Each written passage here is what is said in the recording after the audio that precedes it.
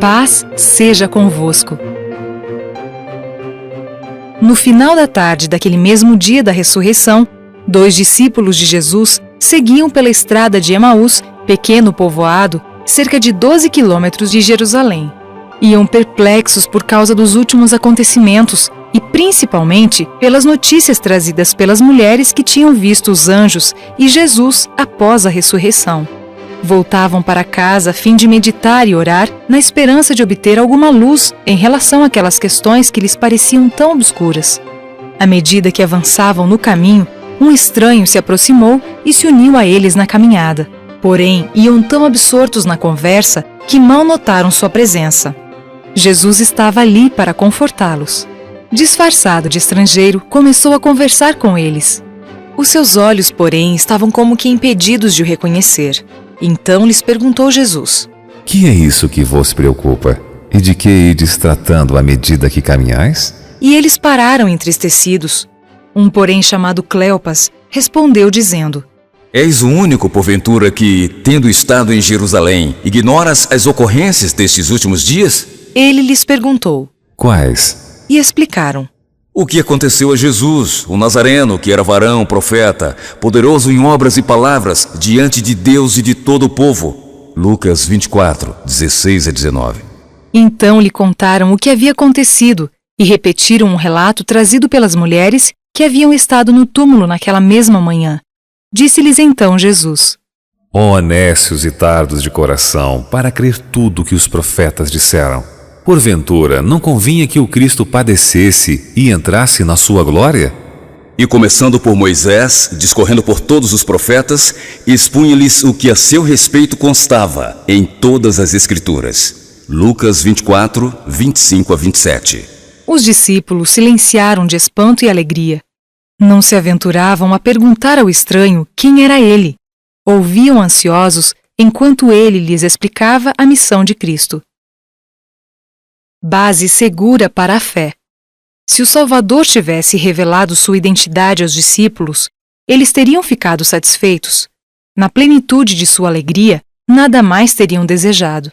Mas era necessário que eles compreendessem como sua missão havia sido predita por todos os símbolos e profecias do Antigo Testamento. Deveriam construir a sua fé sobre esses marcos. Cristo não operou nenhum milagre para convencê-los, mas seu primeiro trabalho foi explicar-lhes as Escrituras. Eles haviam considerado sua morte como a destruição de todas as suas esperanças. Agora, Cristo lhes mostrava, partindo dos profetas, que isso era a mais forte evidência para a sua fé.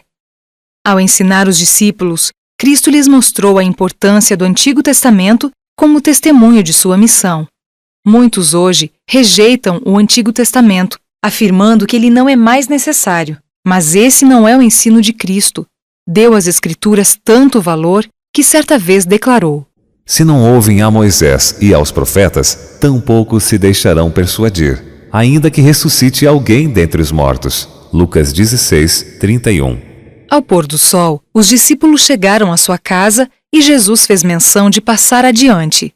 Os discípulos, porém, não consentiram em se separar daquele que lhes havia trazido tanta alegria e esperança. Então disseram: Fica conosco, porque é tarde e o dia já declina. E entrou para ficar com eles. Lucas 24, 29. Reconhecendo o Salvador. Uma refeição simples foi então preparada e Cristo se assentou à cabeceira da mesa, conforme era seu costume. Geralmente cabia ao chefe da família pedir a bênção sobre o alimento. Jesus, porém, pondo as mãos sobre o pão, o abençoou. Naquele momento, os olhos dos discípulos se abriram. O jeito de pedir a bênção, o tom de voz tão familiar, as marcas dos pregos nas mãos, tudo denunciava tratar-se de seu amado mestre. Por um momento não puderam pronunciar nenhuma palavra. Depois, se levantaram para se lançar aos pés de Jesus e adorá-lo. No entanto, ele desapareceu de repente. Em sua alegria, esqueceram a fome e o cansaço. Não tocaram na comida e voltaram apressadamente a Jerusalém com a mensagem preciosa do Salvador ressuscitado.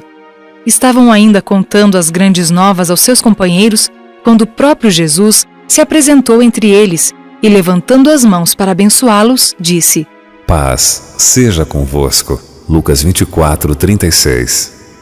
No princípio sentiram medo, mas quando ele lhes mostrou as mãos e os pés traspassados e comeu diante deles, creram e foram consolados. Fé e alegria, então, substituíram a incredulidade e, com sentimentos que as palavras não podem traduzir, reconheceram o Salvador ressuscitado. Tomé não estivera presente naquele encontro e se recusava a crer no que diziam a respeito da ressurreição. 8 dias depois, Jesus tornou a aparecer aos discípulos e Tomé estava presente.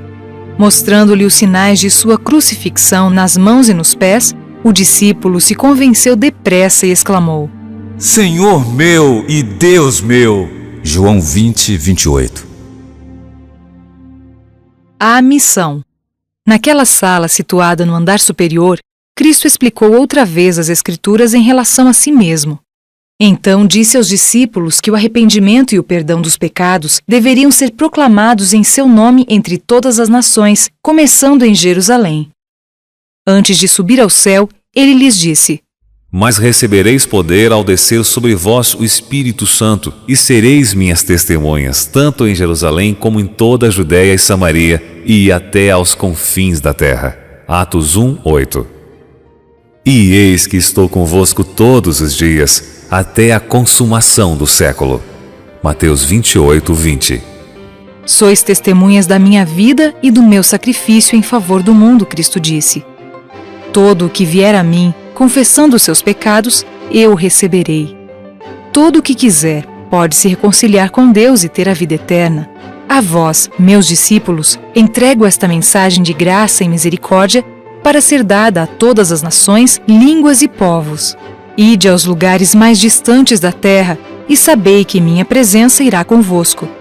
Essa ordem de Jesus, dada aos discípulos, inclui todos os crentes até a consumação dos séculos. Nem todos podem pregar nas igrejas, mas todos podem ajudar as pessoas individualmente. Os que servem os sofredores, os que ajudam os necessitados, os que confortam os abatidos e que contam aos pecadores a respeito do amor perdoador de Cristo, são suas testemunhas.